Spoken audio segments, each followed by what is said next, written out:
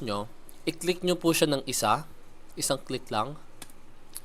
Pagkatapos nyo po siyang maklik, sa may touchpad nyo po, yung lower right part po ng touchpad nyo is napipindot po yon.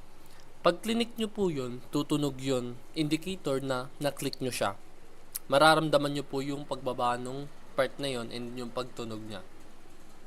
Pag click nyo po yun, lalabas po itong box na to. Ang mahanapin nyo po dito is extract to Ratiburus KMS tool. Pag click nyo po yan, lalabas po itong enter password. Ang ilalagay nyo po dyan na password ay 1, 2, 3. Pag nalagay nyo po yung password na 1, 2, 3 na yan, pupunta po kayo dito sa may OK and then isang click. Hintayin nyo pong ma-download yun. Pagkatapos po niyang ma-download, punta po kayo dito sa may lumabas na folder po yan, folder na Ratiburus KMS tool. Double click. And then, isa pa pong double click sa loob. Ayan. Lalabas na po itong mga nakasulat na ito na Defender, KMS Tool Portable, KMS Tool Unpack, Readme, and Zip Password 123. Ido-double click nyo po yung nakasulat na KMS Tools Unpack. Double click nyo po yun. And then, i-yes nyo po kasi may lalabas po dyan na box na do you want to allow this app? And then, yes nyo po. And then, nakasulat po dyan is unpacking. Ngayon, may lalabas po dyan na block na rectangle na nakasulat delete KMS Tools Unpack. Pipindutin nyo po yung no. Isang click lang po sa no.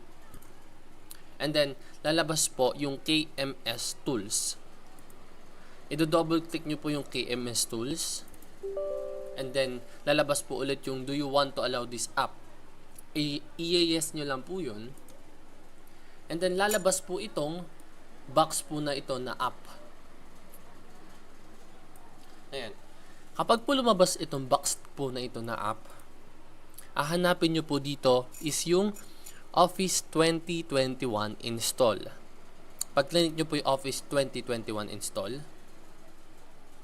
lalabas po itong Office po na ito kung saan dito nyo pa i-download yung Microsoft Office nyo. Kailangan kung makikita nyo po dito Microsoft Office 2019-2021, ayan po yung dapat nakapindot sa inyo, 2019-2021.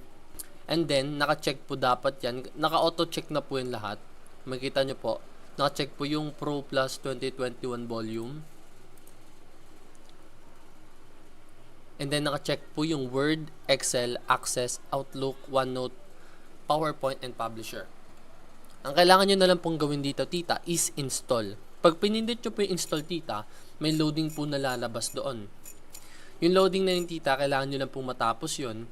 Tapos, pag natapos nyo na po siya, nakasulat po yung na-complete doon. Idadan nyo na lang po. Ngayon, pag nadan nyo po yun, idadan nyo na lang po yun. Ayan.